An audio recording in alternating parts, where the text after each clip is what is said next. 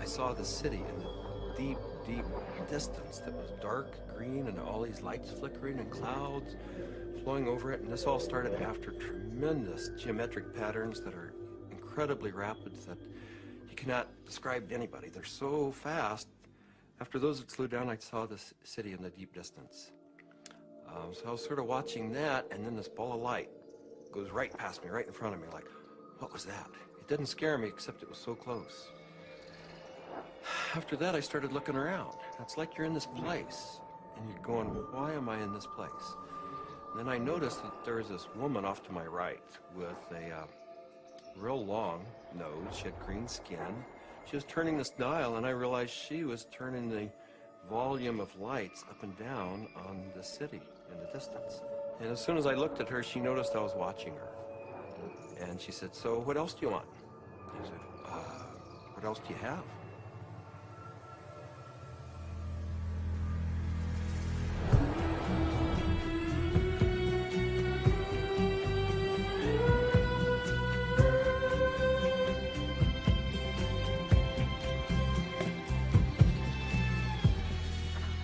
This is the story of DMT, or dimethyltryptamine, a simple compound found throughout nature which has profound effects on human consciousness.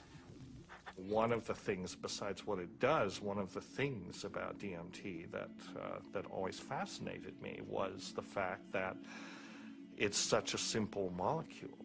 DMT stands for dimethyltryptamine, N-N-dimethyltryptamine. If you actually look at the ring structure of DMT itself, you only have really 4 positions that you can attach things to. So you can make diethyl or dipropyl. There are some other types of carbon chains you can attach to that end that do give you compounds that have activity, but very different from DMT. It biosynthetically, it's 2 steps from tryptophan. Right, 2 trivial enzymatic steps from tryptophan. Well, tryptophan is an amino acid, of course, and it's everywhere. So all organisms have tryptophan, and all organisms have the 2 key enzymes that lead to the synthesis of DMT. And these enzymes are very ancient enzymes. They're all over the place. They're, again, part of basic metabolism. So theoretically, anything could synthesize DMT. DMT is astonishingly widely available in plants and animals all around the world, but so far nobody really knows why it's there or what its function is. That's a $64 billion question, is why is DMT in our bodies? Why is it in plants, in all sorts of mammals? What is the role it plays in humans?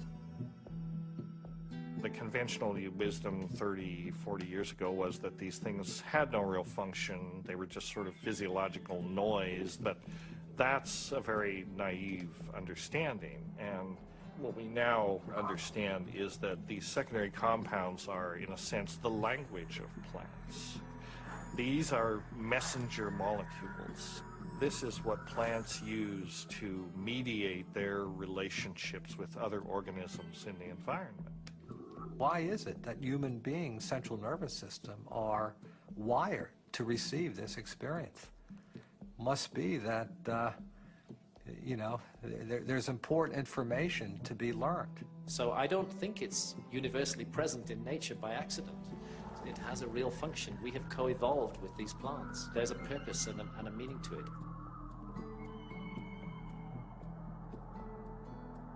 So it really fits in with the notion that DMT may be the common molecular language, resonant language, among all living beings on this planet and maybe others as well. I can't think of a more powerful tool to explore the whole question of what is consciousness.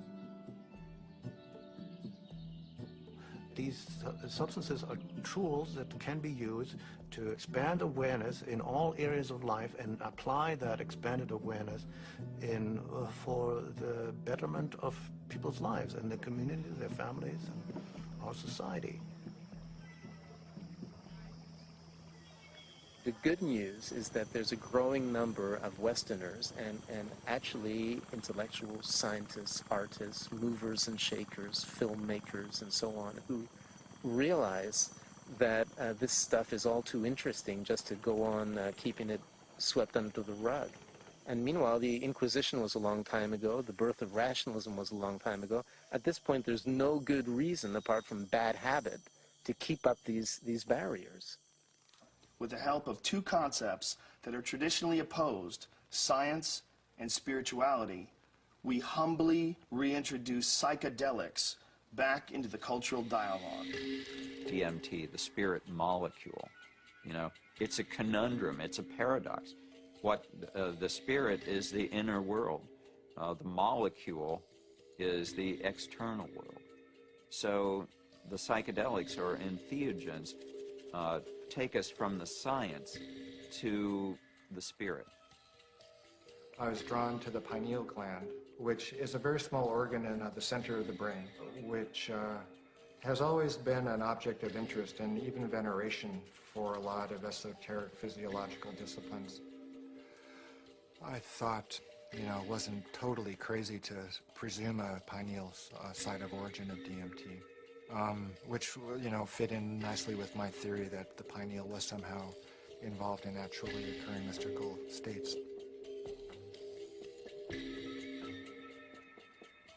This hypothesis proposes that the pineal gland at certain times, when it's under a specific stress or stimulation, it releases a significant amount of this hormone, DMT, and it's that hormone that facilitates the entering and exiting of the soul in the body.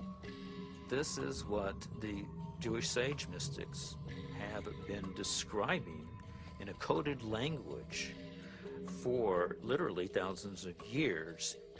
Through meditation, through fasting, chanting, any number of techniques, there might be a burst of endogenous DMT that was correlated with mystical and near-death experiences.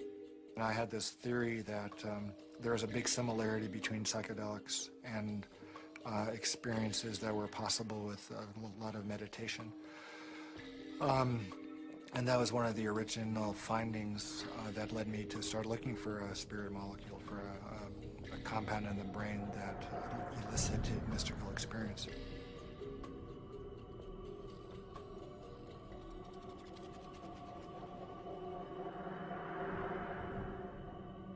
I think there may be a role for DMT in explaining any number of hallucinatory phenomena, you know, that man has experienced, you know, throughout his history. Creativity, imagination, dream states, changes that occur due to isolation, trauma, starvation, all of which produce hallucinatory phenomena. These hallucinatory phenomena are explainable by the presence of compounds known to produce hallucinations. And the only compounds that we know of that are capable of doing this are the class of compounds known as hallucinogens.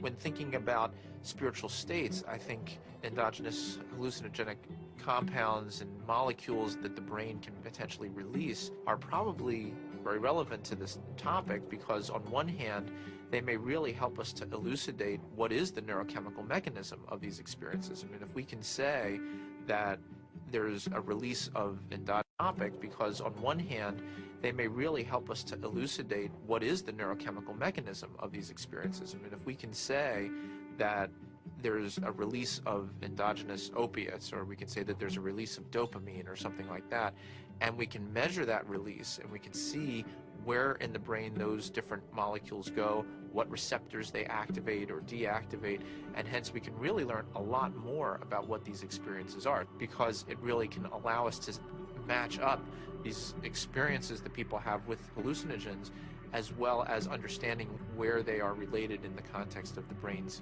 receptors and the different parts of the brain that may or may not become active.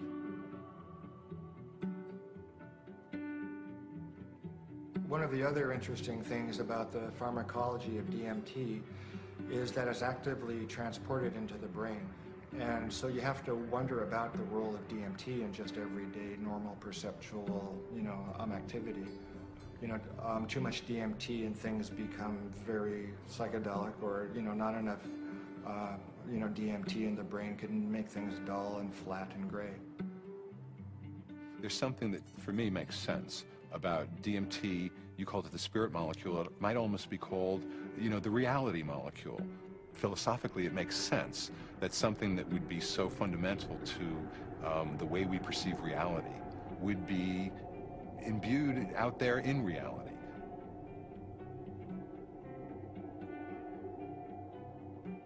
There was a sense around it that there was something special, that it wasn't like anything else. There wasn't like other psychedelics. Its intensity and speed was such that it really produced a different kind of response. I mean, I remember almost getting the sense that it was kind of like a psychedelic bungee jump, that there was a kind of raw leap into this rapidly changing environment that was very different than the more gradual approaches of other psychedelics.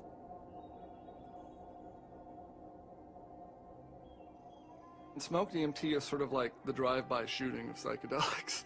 You're in one place, bang, you're in another place, and then bang, you're back down. So it doesn't leave a whole lot of room for that narrative of who am I, what am I doing here, why am I in this space, what am I learning?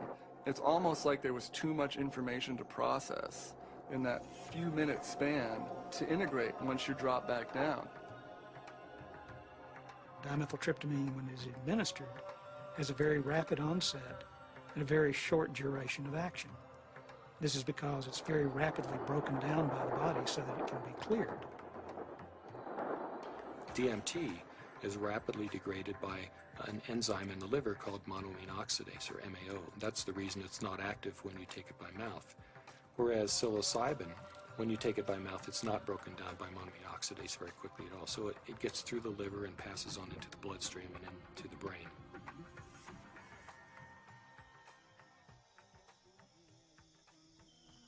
Yeah, I'm very interested in ayahuasca. When I began my studies in the early 1990s, ayahuasca was just starting to make inroads into the West, but it's obviously become a lot more popular in the last 10, 15 years. And the visionary ingredient in ayahuasca is DMT. Through some amazing feat of pre-literate chemistry, the Amazonian natives stumbled upon or combined whatever. I don't know how they did it, but they found that one plant contains DMT and one plant contains an enzyme inhibitor. Combine them, you can drink DMT and it's orally active. So it starts working in a half hour, lasts for 3 or 4 hours. And you can, maneuver a lot more comfortably within that state than you can when you're just smoking it or injecting it. Orally active ayahuasca tends to pick you up and gently carry you into the space and hug you and embrace you and clean you and show you all sorts of mystical visions, and then it very gently brings you back down like you're floating on a feather back to the ground. As valuable as my DMT experiences have been, I feel that there's a lot more enduring value, really, in this folk technology, which stretches it out and makes it a navigable space. Our whole Western, European-derived tradition of distilling alcohols and isolating chemicals and making everything stronger and taking it out of nature and putting it into the biggest punch that we can, I don't think that generally that's the most useful way. I think there's a reason that cultures have learned to turn a 5-minute experience into a 5-hour experience. It seems to me that ayahuasca has had a plan, and that it's reached out into the world and brought DMT into many, many thousands of lives in a much bigger canvas than it had reached for the last 10,000 or however many years. And it's done it very rapidly, and it's done it with form to go with it. And ayahuasca is much harder for the power structures that we have now. It's much harder for them to put down because it has been part of a legitimate religious and spiritual practice for thousands of years, certainly in the Amazon. And we can't just dismiss all that as primitive mumbo jumbo and superstition. We have to get to grips with that on its own terms. I think that there's a growing number of people who feel this desire to get back in touch with nature, with plants, with animals, and who know that through the shamanic path there's a way of doing this, and that actually these tools, these psychoactive tools for plants like ayahuasca is a very direct way of doing this. Now, it may not be everybody's cup of tea, and I think a lot of people are actually with reason afraid of it.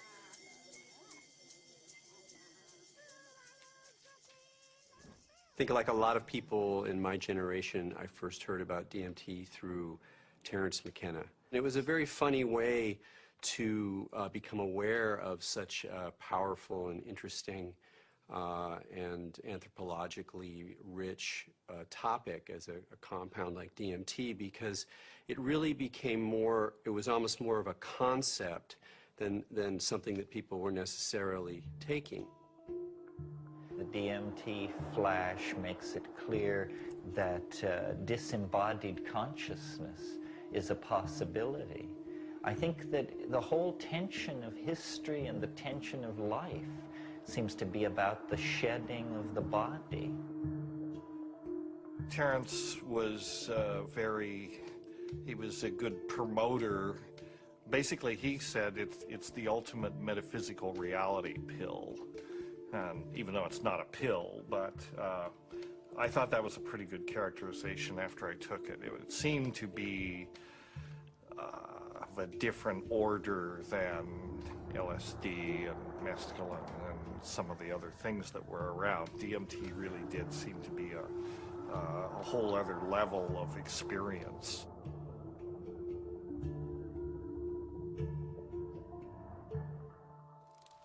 I ask that you suspend any opinions, either negative or positive, about these compounds.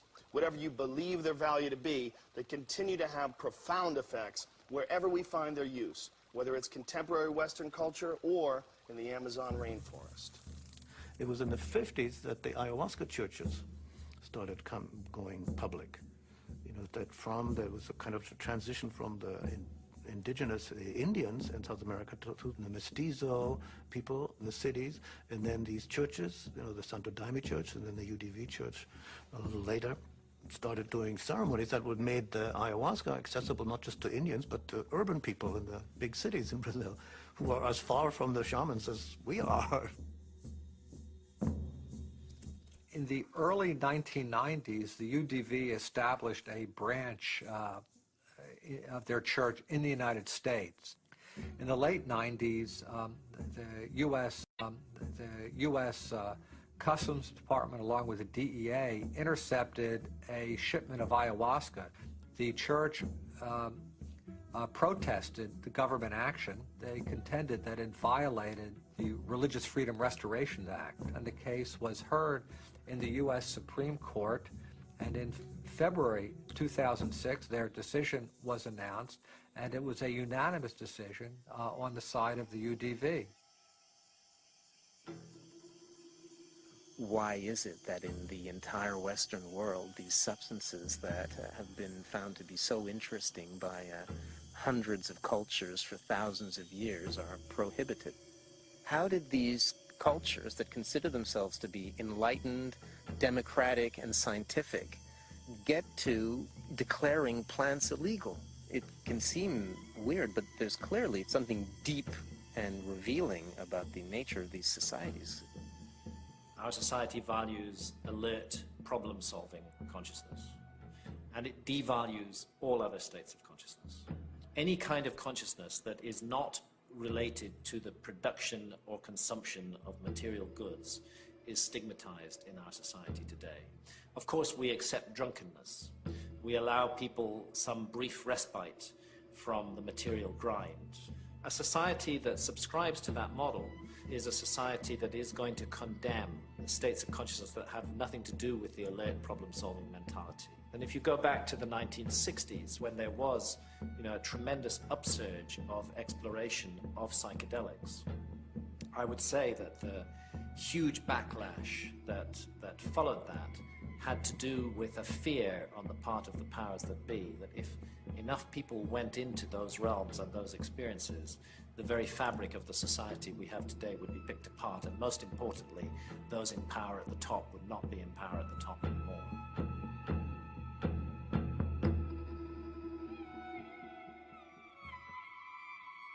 There was an optimism that was ungrounded, that Vietnam was happening, that all this real stuff was going on, and that the psychedelic movement wasn't really addressing that in a real way, and that Timothy and that bunch sold us a false bill of goods that didn't really work.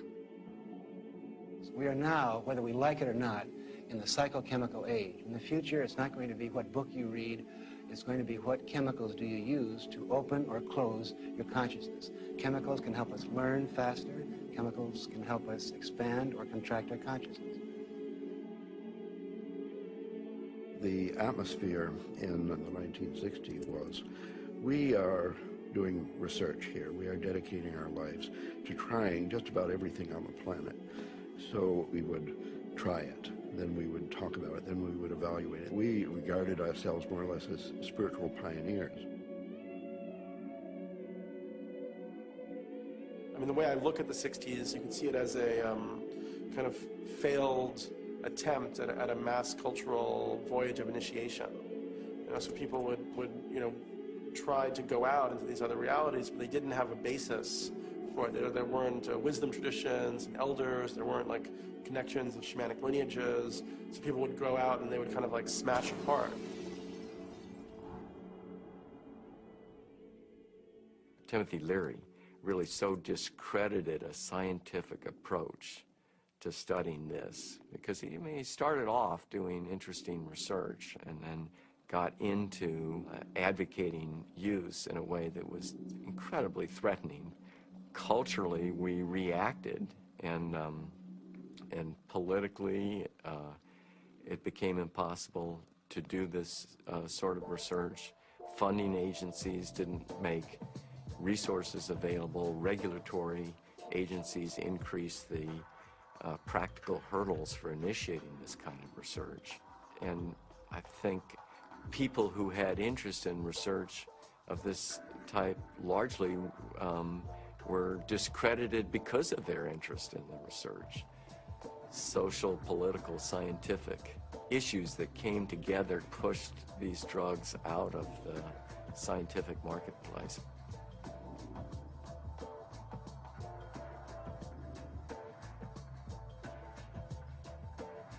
The public opinion in many cases had become that psychedelic research was dangerous. The lay public was uninformed about the true nature of these compounds and what their importance may be in the understanding of perception itself. One of the tragedies to me is that the clinical research on these substances pretty much stopped around 1970. And for me, it's especially tragic because I really believe that these substances played a major role in the development of our philosophy and thinking throughout the world. What a lot of people don't realize is that psychiatry, up until the 50s, the field in general had no concept that neurochemistry played any role in emotion or behavior, which today seems really bizarre. And the discovery of LSD and its potent effects on the human psyche occurred almost contemporaneously with the discovery of serotonin as a molecule in the brain. And it was really when people looked at the structure of serotonin and compared it with LSD that they really began to think, maybe neurochemistry plays a role in brain chemistry and behavioral states. If LSD had not been discovered, I doubt we would have had any of the drugs we have, at least not as quickly, as we do for treating depression and so forth. Once these drugs became abused and scandalized, psychiatry had to really work hard, to distance themselves from any valid scientifically meritorious relationship with psychedelics. Being a psychiatrist and saying you want to learn or study about psychedelics, it's not that well received. And I made one mention one time and was discouraged from really bringing it up again for actually a number of years. For cultural reasons, the whole class of compounds got pulled off the clinical bench, and no research has gone on for 40 years. So scientifically, I can't imagine a more exciting area to be pursuing. How does one go about studying these plants and compounds? Plants and compounds which produce unimaginable experiences and appear to shed light on some of humanity's greatest mysteries. In order to answer that question, Dr. Strassman conducted the first human psychedelic research in a generation. One of the things that I had established early on was being able to discriminate between studies in the scientific realm and recreational use. But in the early 1980s, I reviewed all of that literature and could pretty well establish that if people were really carefully screened and supervised and then followed up, that the incidence of adverse reactions to LSD and related psychedelic drugs was extremely low. The drug or the compound or the chemical that seemed like the best candidate to sort of reopen the U.S. front on psychedelic research would be DMT. It was really, it was exciting for me because I thought this is the first study in a generation. And not only that, despite the fact that DMT had been used safely in earlier studies and it was this natural component of the brain, DMT is one of the most profound and potent psychedelics known. So it wasn't just an initiation of clinical research, it was a reinitiation of clinical research with an extremely potent drug. I was of the strong opinion that you could do these studies, and Rick agreed. So we had a number of discussions, and at some point the discussion came up, Dave, what if I do all this paperwork and spend all this time and get to the end of things and I'm ready to go and I can't get the DMT? And that was a real possibility because DMT, clinical grade DMT, wasn't a chemical you just buy off the shelf somewhere. And I told Rick, if you get to that point and no one will make it, then I'll do it. And ultimately Rick got to that point and I made it. The design of the study was fairly straightforward. Give people DMT and measure as many variables as possible. I had to sort of anticipate a lot of objections that would come my way from the regulatory agencies that oversee this kind of research. So at that point began a 2-year process of dealing with not that many regulatory agencies, but fairly monolithic ones. One sort of a sidelight of the protocol was the involvement of a psychiatrist from UCLA named Daniel Friedman. He was kind of one of the grand old men of American psychiatry. And actually he was one of the people who in the 50s and 60s got their start with psychedelic research. And the main thing that Danny Friedman told us was, don't even get close to psychotherapy. Forget about treating mental illness or alcoholism or anything. Forget that. That's where all the hysteria is. That's where all the fears get up. You're a scientist, Rick. Approach it as a scientist. Do basic, simple measurements. Look at heart rate, cardiovascular parameters. You won't get in trouble doing that. You can get it funded, and it's solid science. Rick did what he said, but then he still was able to get these, accounts of what happened. And that wasn't in the plan. That wasn't really what was proposed in the studies that were funded, and that wasn't what Danny talked about. But those were the spin-off that really made it interesting. Rick Strassman was advertising in some magazine somewhere about wanting volunteers for a particular study in a psychotropic, and I didn't really know I didn't know DMT from STP at that time. And I remember reading that and I'm thinking, oh my God, this is bad. I better get involved in this and make sure that somebody doesn't get hurt, and that at least there'll be some sensitivity towards what this stuff is really about. I met Rick's research nurse at a party, and she heard me talking about that I had used peyote ceremonially, and she took me aside and said, there's something that you might be interested in. We're looking for subjects, volunteer subjects, for some unusual research. I was a little concerned that the study participants might be a little obnoxious. Maybe that's not the right word, but you know, people that were just seeking to do a lot of drugs, and they were very professional people. There were varying degrees as to how much hallucinogen use they had been through. It seemed like there were some people that it felt like they had made it their life mission to experience every kind of substance out there, and then other people who I think were just interested for their own personal growth and or curiosity. Once we actually got into the preparation for the actual trips, Rick asked me about roller coasters. Do you like roller coasters? You know, the sensation of going up really high and then slamming back down towards Earth. And I said, no, I hate them. They're horrible. And he said, not good. I just wanted to go with the experience, learn as much as I could, absorb as much as I could, and be humble to it. The idea of legally sanctioned psychedelics was just very compelling. Plus, you're in a hospital, so should you get that uncomfortable experience that you're dying, you're with doctors in a very safe environment from that point of view. I mean, this was really very cutting edge, very out there, it was high risk, and people knew what they were getting into, and they wanted to have the extra reassurance, and I was glad, actually, to have a crash cart in the room and a team, you know, in the hospital to respond to any emergencies. You're in this hospital room, and there's all the sounds and the smells and just the prior experiences of being in the hospital. You know, all these negative things come back. So there was the whole environment to be overcome, because little did I know that it didn't matter where I was. I wasn't going to be in my body. I was going to be out in the universe, and it didn't matter where you launched from. It could be a hospital room, it could be the jungle in the Amazon. It didn't matter where you were, because you weren't going to stay there. Set and setting is so important. It's even more important than the substance. More important than the substance. Set and setting is everything. Now, what is the set and setting when you are blindfolded? The set and setting is not what you're seeing. You're not seeing anything. The set and setting is your internal self. The things that you have learned, the capacities that you have achieved, the conditions of your own psyche and psychology, these are your set and setting.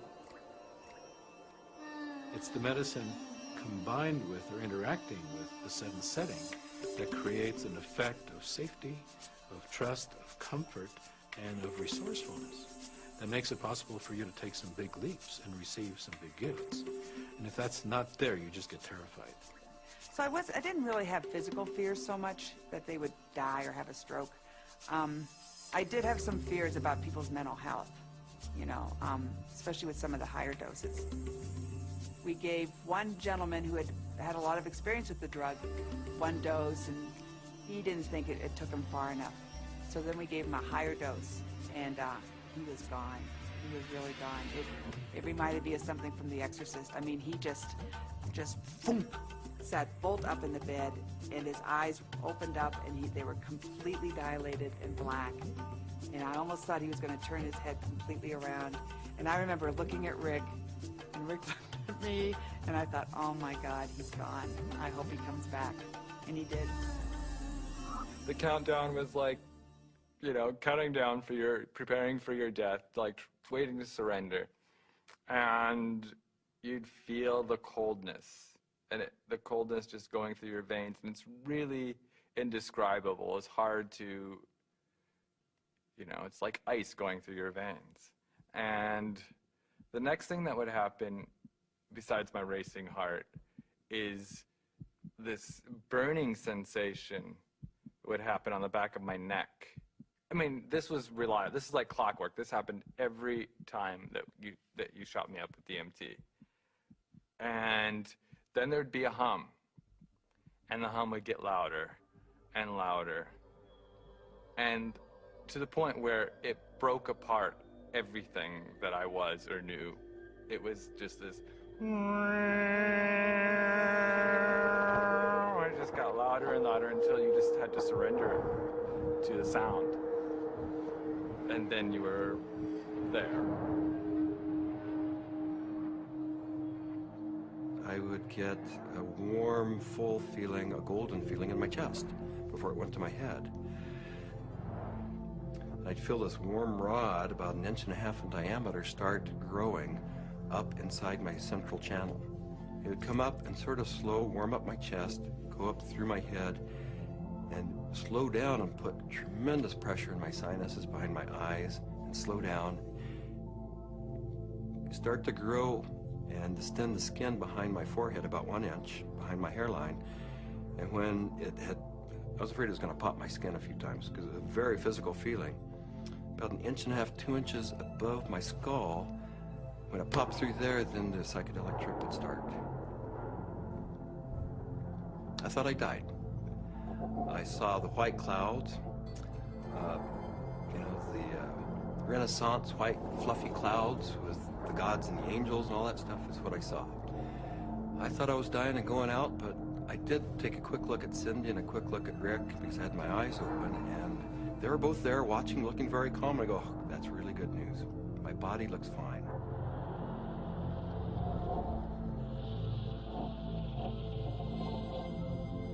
So I didn't know whether it was my birth I was re-experiencing, my death which was yet to come, because I know that time crumbles. The linearity of time is totally meaningless in these states.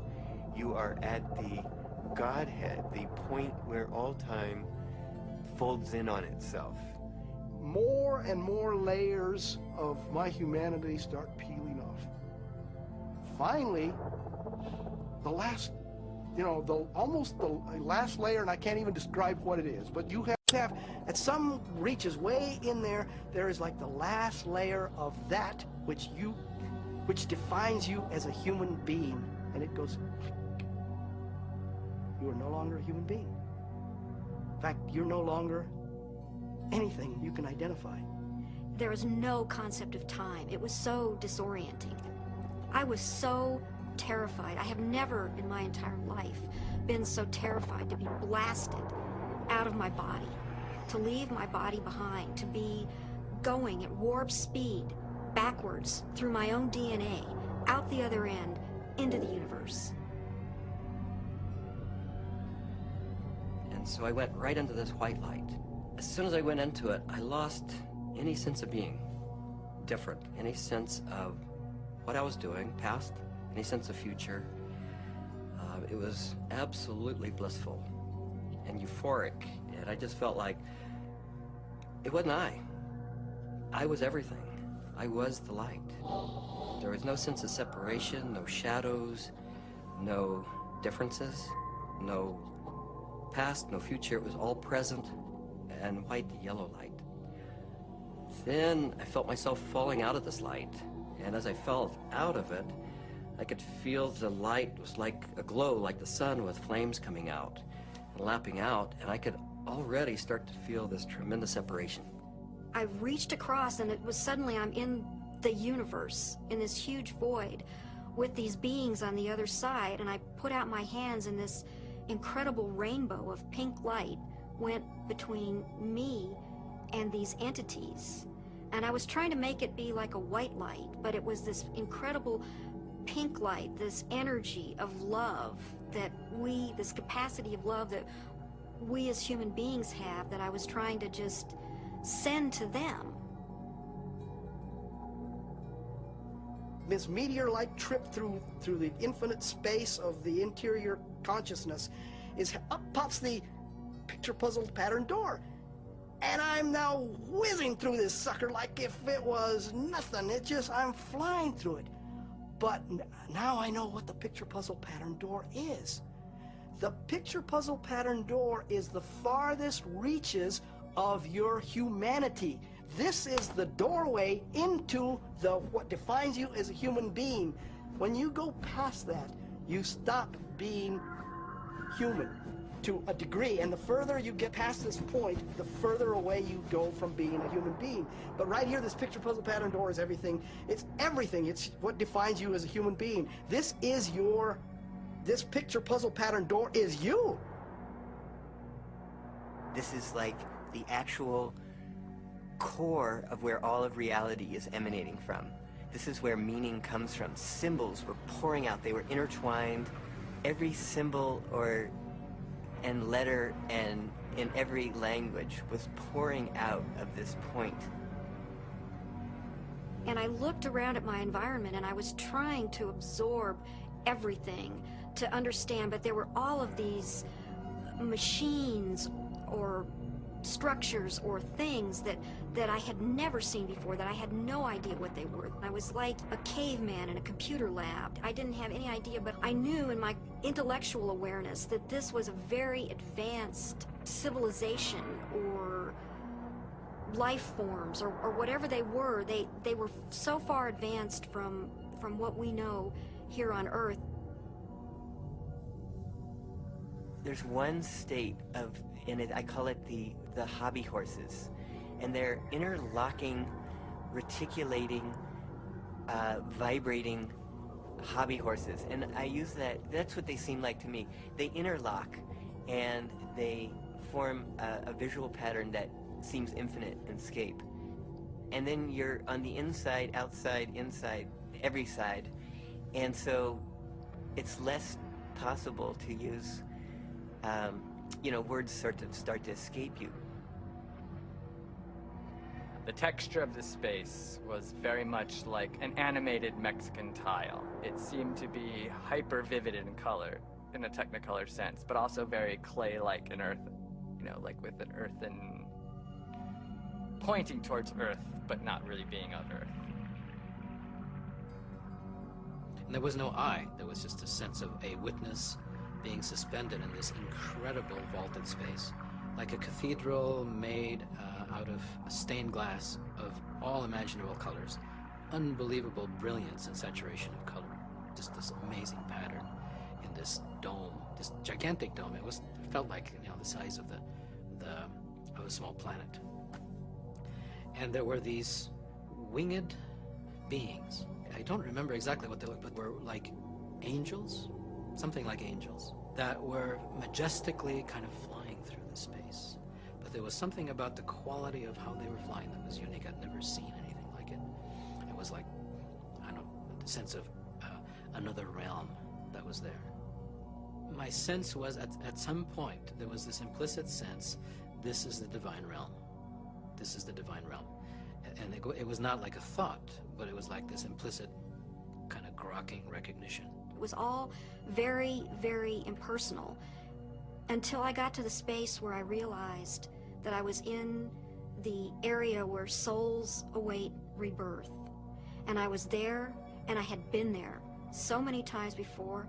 I recognized it, and this incredible transcendent peace came over me. I have never in my life ever felt such peace. Everything was stripped away. Every hope, every fear, every attachment to the material world was completely stripped out of me. I was free to just be the essence of a soul.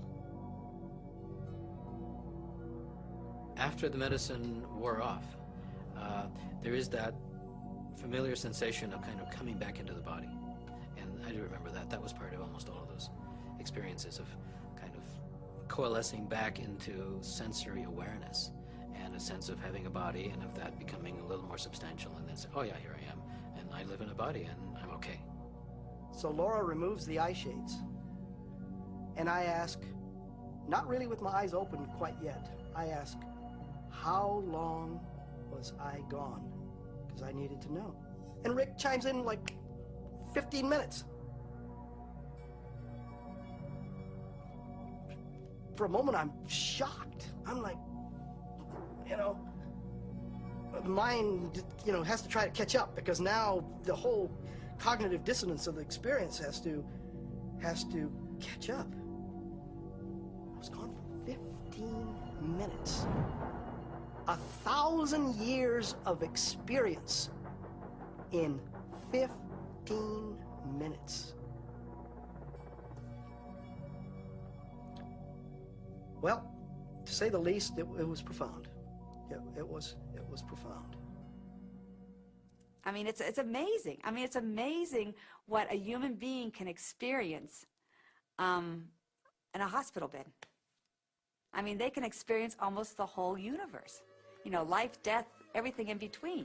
This is not some recreational thing, and I don't believe anybody should enter this lightly. It is life transformative. It will perhaps shake you enough to realize, you know, that you need to be awake to the fact that you don't know, and that is the beginning of starting to know.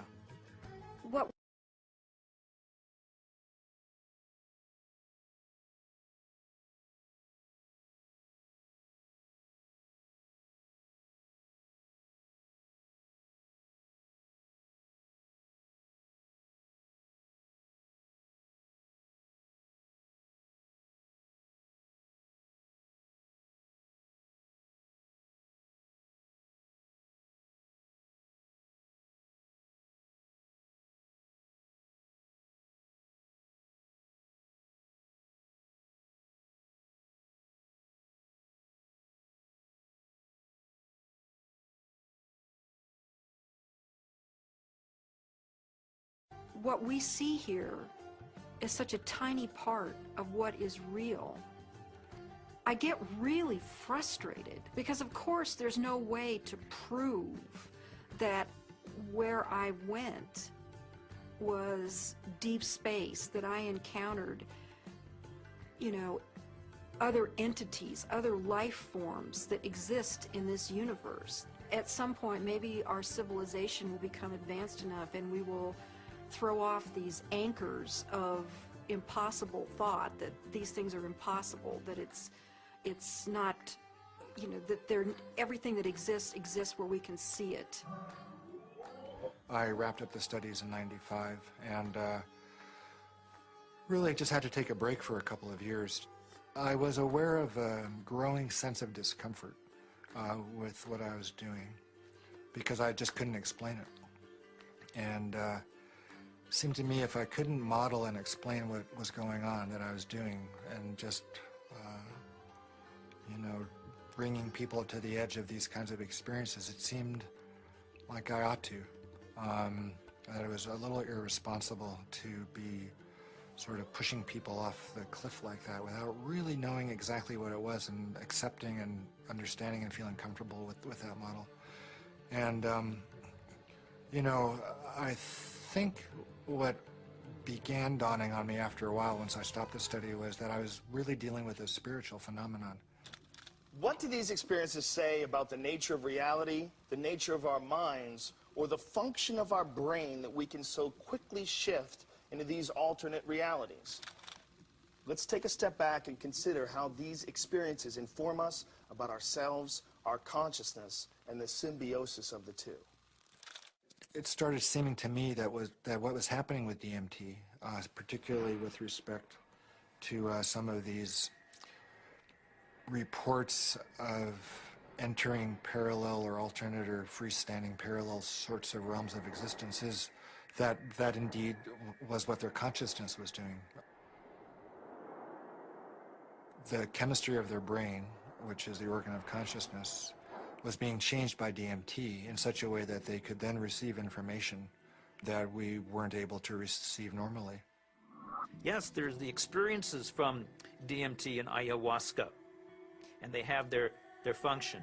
But if we'll also look at what it enables us to see, it just rips that filtering mechanism away for a few minutes, and for a few minutes you're immersed in sort of this raw data sphere of input, of sensory input, of memories, of associations. I mean, it seems like the brain builds reality out of these things, what you're experiencing, what you have experienced, and how you associate and synthesize these things together to tell yourself a story, essentially, about what's going on, where you are in space and time.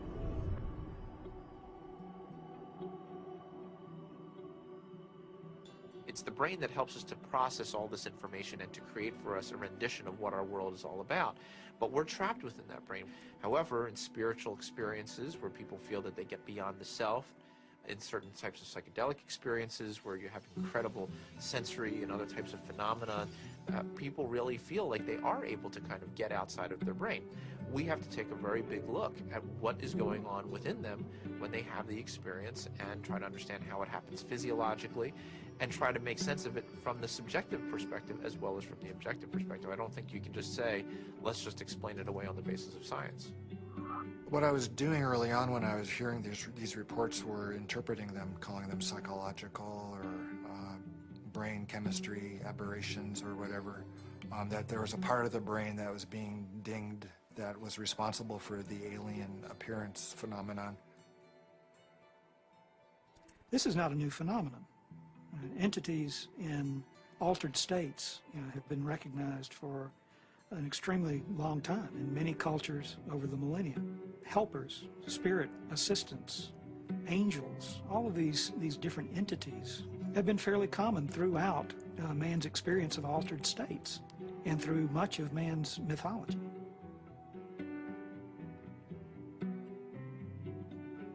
I don't think it's out of the realm of possibility that people are in some way interacting with some sort of an intelligence or sentient being or something that exists at some level that's not in this three-dimensional physical plane. I'm looking at it from a sense of, okay, is the drug healing you? Is it helping you? Or is it giving you the tools? What are you bringing back? What you bring back, I think, has to be something more than there are these entities out there. The best psychedelic explorers are people who realize that even the truths they see on a trip are not truths, but new models, new what-ifs, alternative frames. Unless there is a map and a clear methodology, then one will just have a variety of different experiences.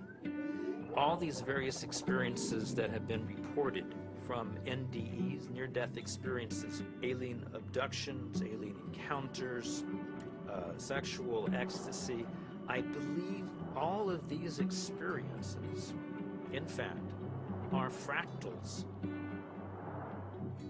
If we understand the concept of fractal geometry, no matter how small it is, it contains everything that is in the larger picture. And thus, that validates profoundly all these various experiences. Discount the phenomenon as hallucinatory or imaginary. I think it's maybe more useful to look at a mechanism of action. You know, if it is real, then perhaps how does it work? Look, there's extraordinarily regular phenomena that come up with these things that are clearly linked in many ways to these larger human issues around mysticism or religious experience or encounters with other entities. And here we have it. And if you can't go in there and really go in there and account for this material inside your neuroscientific framework, you're leaving a huge gap. You got to account for this stuff the way you got to account for dreams, the way you got to account for all sorts of psychoactive responses. Using DMT as an explanatory model, as kind of the mediator between our consciousness and a consciousness of a non-corporeal sort of reality, you know, it's handy. With DMT, there are no words. I would try to wrap mathematical vocabulary around the experience afterwards.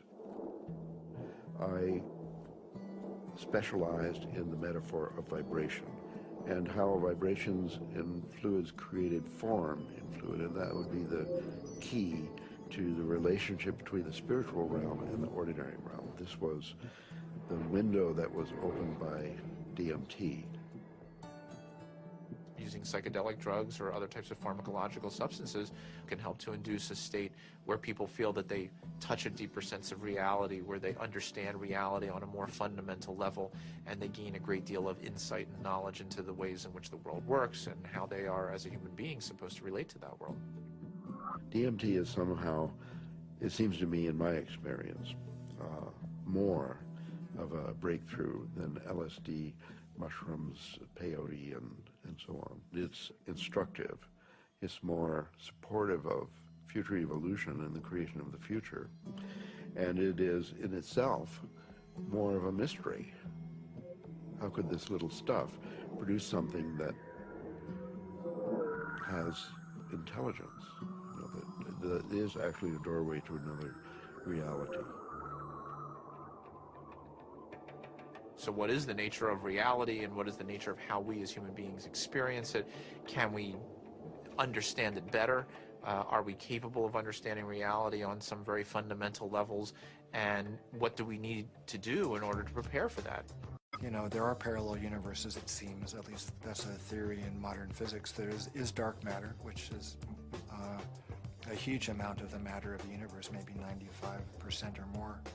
As radical an idea, it's just a logical extension in some ways of, instead of using a machine to see more than we normally can see, we're using the brain.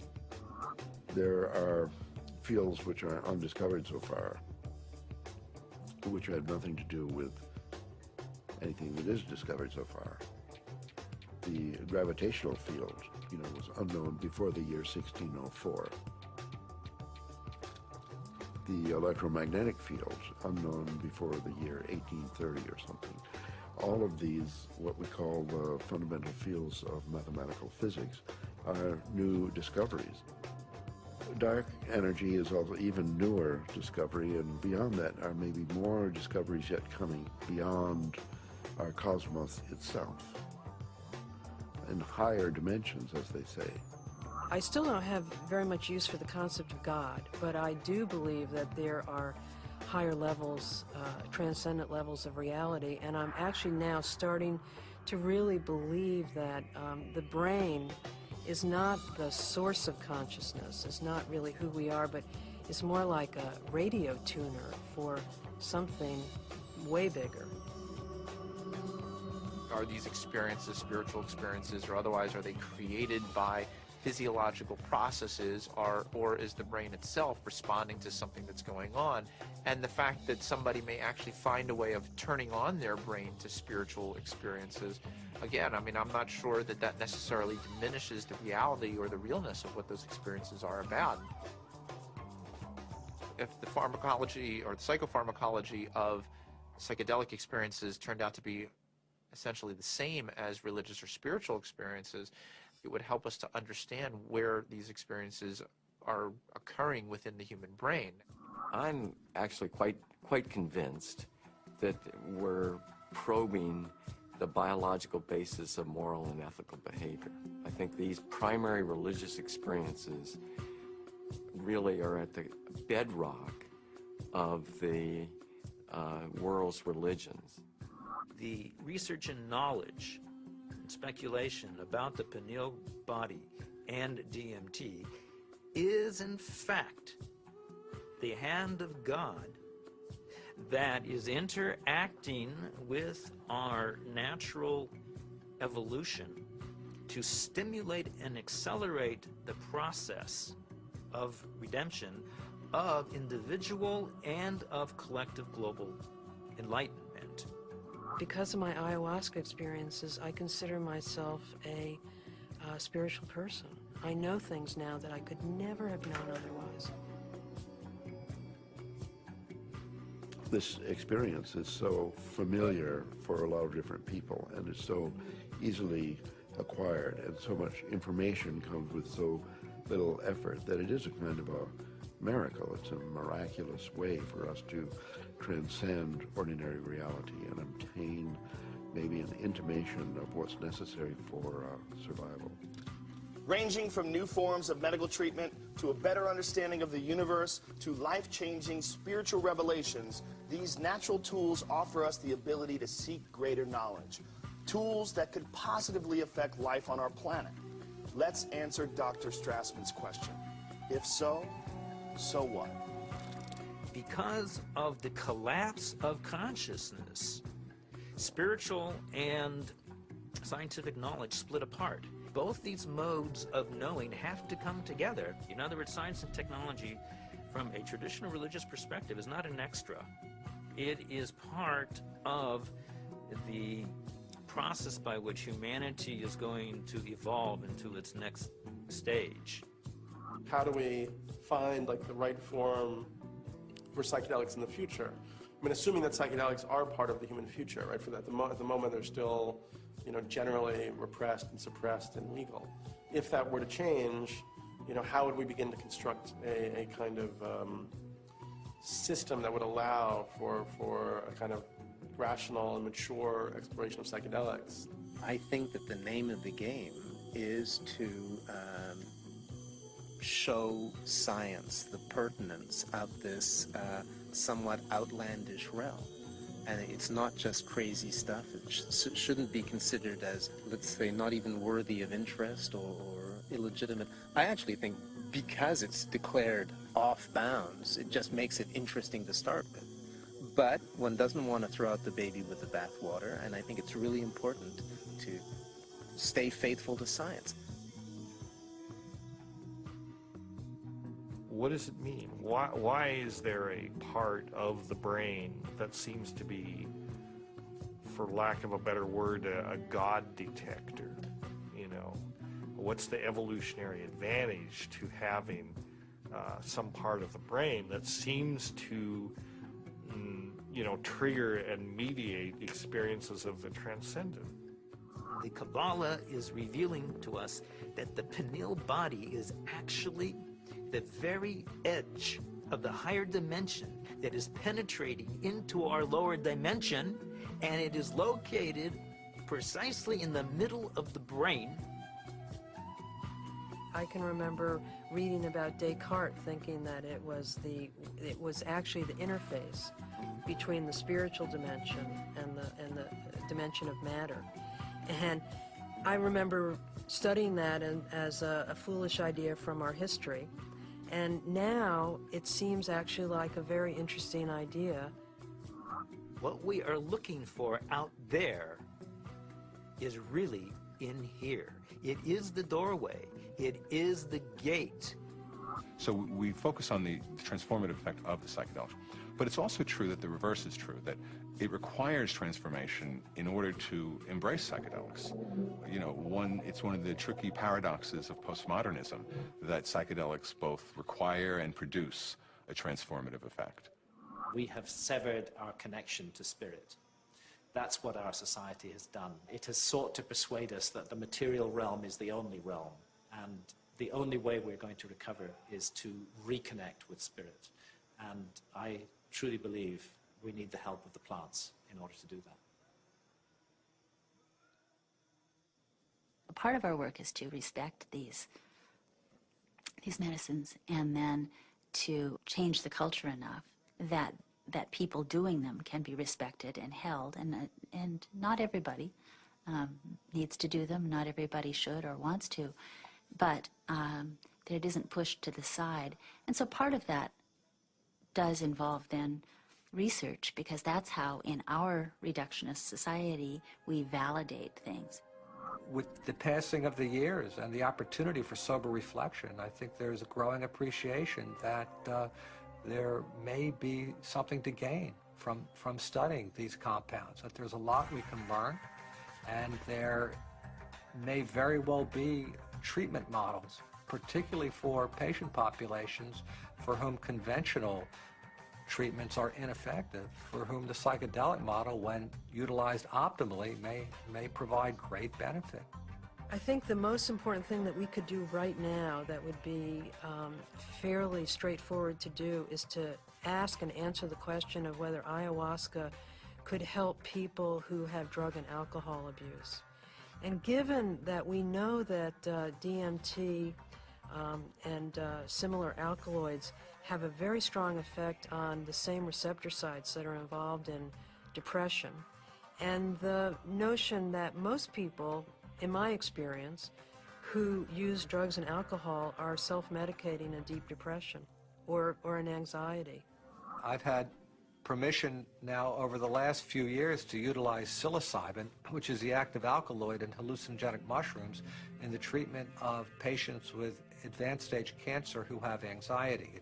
We're treating the anxiety, not the cancer. Now, psilocybin is 4-phosphoryloxy-NN dimethyltryptamine, so obviously, from a chemical structure point of view, very similar to DMT.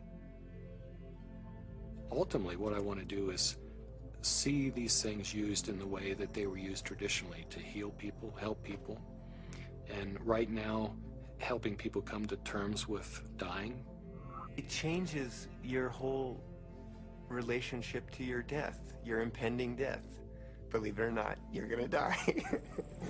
And now, with this tool of having crossed over already, some of the fear around that will disappear. Now I'm beginning to wonder whether consciousness may actually survive biological death, that maybe the model that we've been working under in psychiatry and the behavioral pharmacology model is just wrong. It's backwards, actually. That consciousness is primary in the universe and matter is a result of. Utilizing substances like DMT or 5-methoxy-DMT may really help us prepare by practicing a transient dying experience. Thus far, we're observing very positive effects in regards to the nature of experience during the session and then subsequent effects on mood regulation and anxiety control, pain perception, and overall quality of life for cancer patients. By and large, our subjects do quite well in the time they have remaining.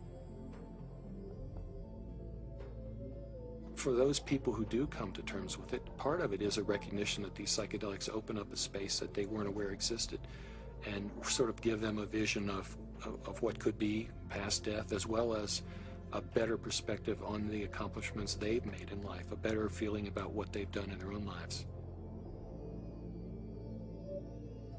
But I think all people who have psychedelic trips and meditations and so on are poking more or less into the same higher realm and receiving some information from there. If we can develop this could be absorbed into ordinary science that we could approach with the scientific method and so on, then our intelligence, our capability of survival on planet Earth would be increased.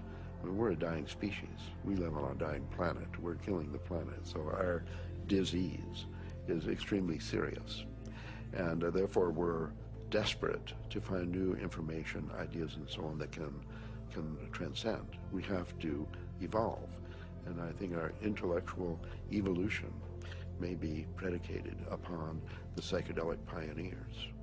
It's so easy to change the world. I mean, and that's the kind of thing that you can see on psychedelics. If you don't get trapped in the beauty and awe of the psychedelic experience itself. It's like looking through the chandelier of reality from a different vantage point. You can now project through those crystals in another way, and it's beautiful. But okay, now come back. Now come back. I think if I ever were to resume giving people psychedelics, particularly DMT, it wouldn't be just to kind of tinker with brain chemistry and just see what's happening. I think one of the things I also learned in the research is that you just don't want to give drugs and see what happens. That's a little, I don't know if callous is the word, but that's the first word that comes to mind. I think if you're really going to open people up like that, you need to do it for a purpose, not just for scientific curiosity. And I'd like to be helpful rather than just sort of smart or clever.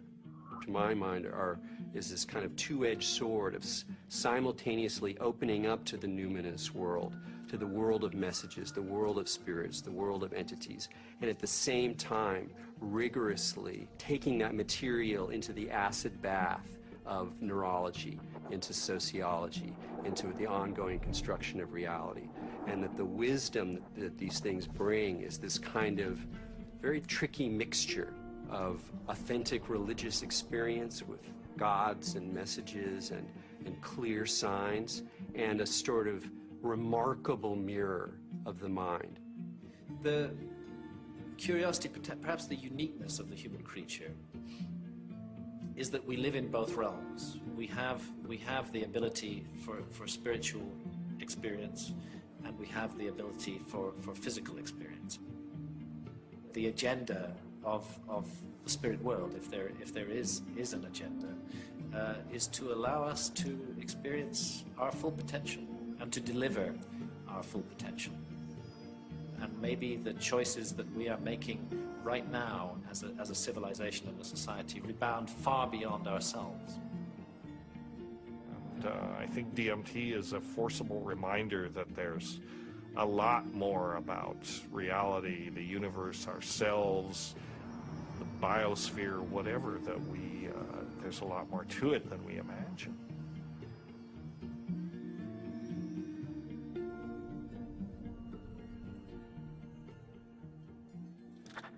It seems our reality is not the only reality. Occasionally the cracks reveal themselves and may even want to be discovered. As humans, we are creatures that thirst for knowledge. We spend time, money, and infinite energy searching for it, in schools, in churches, in business, and in technology. Knowledge is power, and thus our greatest quest. Dimethyltryptamine, a molecule with a complex name and the simplest ability to unlock the door to another dimension, and perhaps, just perhaps, our future evolution.